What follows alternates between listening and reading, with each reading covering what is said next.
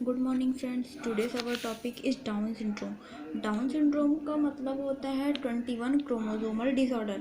21 chromosomal disorder मतलब कि हमारे पास टोटल 26 हमारे पास टोटल 23 मतलब हमारे पास 23 जोड़ी गुणसूत्र होते हैं। 23 जोड़ी गुणसूत्र। तो हमारा जो 21वां नंबर का गुणसूत्र है वहाँ पर डिसऑर्डर हो जाना, गुणसूत्र में किसी भी तरह का अपरिवर्तन हो जाना, मतलब नॉर्मल गुणसूत्र से अलग हो जाना, 21 क्रोमोसोमल डिसऑर्डर, ये डाउन सिंड्रोम कहलाता है।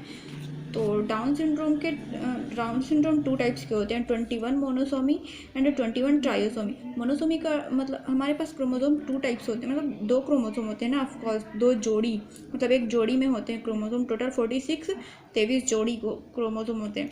तो फिर यहाँ पे हम नॉर्मल केस में हमारे पास 2 क्रोमोसोम होने चाहिए, पर हमारे पास केवल 1 क्रोमोसोम है। मतलब 21वें नंबर के क्रोमोसोम में हमारे पास क्रोमोसोम जोड़ी में नहीं है, क्रोमोसोम केवल 1 है, इसलिए इसे मोनोसोमी। एंड इसमें क्योंकि 3 है, एक एक्स्ट्रा हो गया, इसलिए इसे ट्रायोसोमी कहा जाता है। तो 21 monosomy and 21 trisomy Down syndrome character.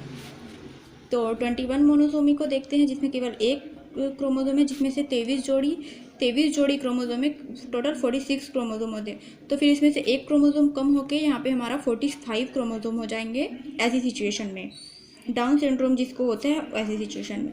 तो इसलिए यह एक डिजीज़ का कारण बनता है।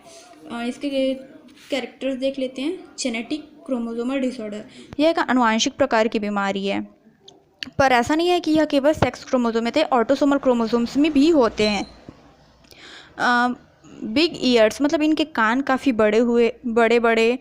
कंट्रैक्टिव मसल्स मतलब इनके मसल्स सिकुड़े हुए होते हैं एक दूसरे में, नॉर्मल लोगों की तरह नहीं होते। फ्यू गैप ऑफ आइस, इनकी आंखों के बीच बहुत कम गैप होता है। And 21 ट्रायोसोमी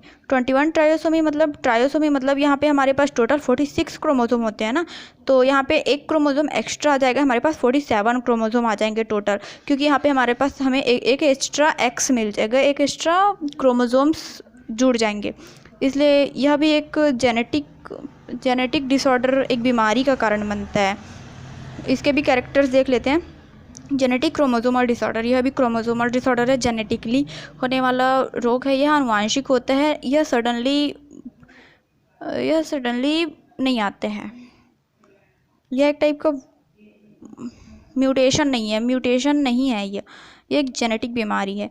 and then Mongolian face मतलब लोगों का मुंह बड़ा अजीब टाइप सा, भद्दा सा मुंह, बड़ा सा मुंह, मतलब बॉडी, मुंह के हिसाब से बॉडी काफ़ी छोटा होता है ऐसे लोगों में। डिस्टेंस बिटवीन 2 आइज हायर मतलब उन दोनों आँखों के बीच बहुत ज़्यादा गैप होता है।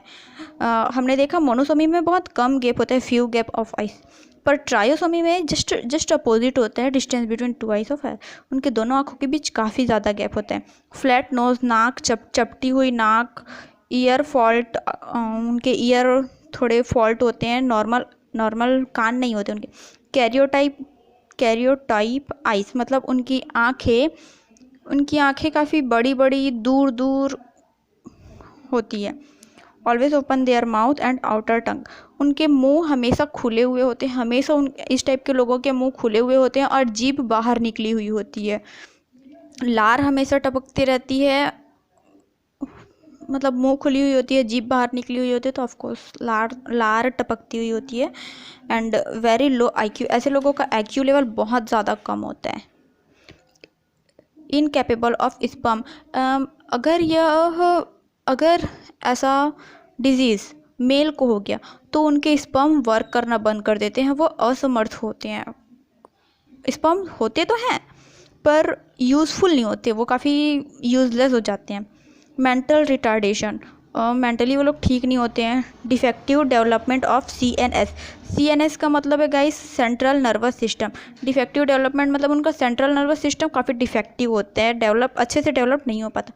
ऑटोसोमल डिसऑर्डर मतलब वही मैंने कहा कि इस टाइप का डिसीज़ वही मैंने कहा कि इस टाइप का डिसीज़ ओनली जेनेटिकली होता है, इसका मतलब ये नहीं कि सिर्फ सेक्स क्रोमोसोम में हो, ये ऑटोसोमल क्रोमोसोम में भी हो सकते हैं, यह किसी दूसरे क्रोमोसोम में अटैच हो सकते हैं, क्योंकि यह 21वें नंबर के क्रोमोसोम में होते हैं ना, 21वें नंबर के क्रोमोसोम में होते हैं। और हमारा सेक्स क्रोमोसोम मतलब जोड़ी, टोटल 23 जोड़ी मतलब 46 क्रोमोसोम ना, तो 21वें नंबर के क्रोमोसोम में होते हैं। मोनोसोमी होता है तो यहाँ पे केवल एक एक्स होता है, और ट्रायोसोमी होता है तो यहाँ पे 3 एक्स होता है, मतलब 3 गुणसूत्र जुड़ जाते हैं। यह केवल इस टाइप की बीमारी केवल अपने तक सीमित नहीं होती, यह अपने आसपास के क्रोमोसोम को भी डिफेक्ट कर देता है। अगर इस टाइप की बीमारी किसी को हो तो यह अपने आसपास के क्रोमोसोम को अपने साथ इफेक्ट कर लेता है। जैसे कि कभी कभी गलती से 20वें क्रोमोसोम पर भी यह हो सकता है। इस टाइप की बीमारी 20वें क्रोमोसोम पर हो सकता है इसके इफेक्ट से। 21वें में तो होगा ही होगा, लेकिन अगर यह ज़्यादा बढ़ गया तो यह आसपास के क्रोमोसोम में डिफेक्ट करेगा तो 20वें क्रोमोसोम में हो जाएगा, सेक्स क्रोमोसोम में जाएगा, मतलब 23वां नंबर का हमारा सेक्स क्रोमोसोम है, तो फिर ये थोड़े पास में ही है तो फिर सेक्स क्रोमोसोम में भी हो जाएगा। अगर सेक्स क्रोमोसोम में हो गए इस टाइप का डिसीज़, अगर सेक्स क्रोमोसोम में हो गए तो हमें बहुत ज़्यादा ही हार्मफुल डिसीज़ का सामना करना पड़ता है, लाइक हीमोफीलिया का मतलब है कि ब्लड क्लॉटिंग नहीं होती है, रक्त में, हमारे ब्लड में बहुत जल्दी थक्का नहीं जमता है, प्लेटलेट्स नहीं बन पाते हैं और हमें यह बीमारी हो जाती है। जैसे कि हमें कहीं पे कट गया तो वहाँ पे अगर खून निकल रहा है तो खून निकलता ही रहता है, वहाँ पे प्लेटलेट्स नहीं बनते, हमारा खून नहीं रुकता है और इससे बहुत ज़्यादा हार्म हो सकता है हमें। एंड कलर ब्लाइंडिंग का मतलब है कि इस टाइप के डिसीज़ में लोग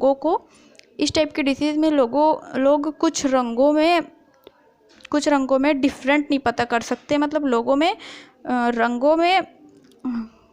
रंगों में समानता असमानता पता नहीं लगा सकते। ऐसे लोग कुछ रंगों को पहचानने में असमर्थ होते, मतलब रंगों का ज्ञान नहीं होता इस टाइप के लोगों को। उन्हें अगर नॉर्मल कलर उन्हें ब्लैक एंड वाइट में दिखेगा। ओके।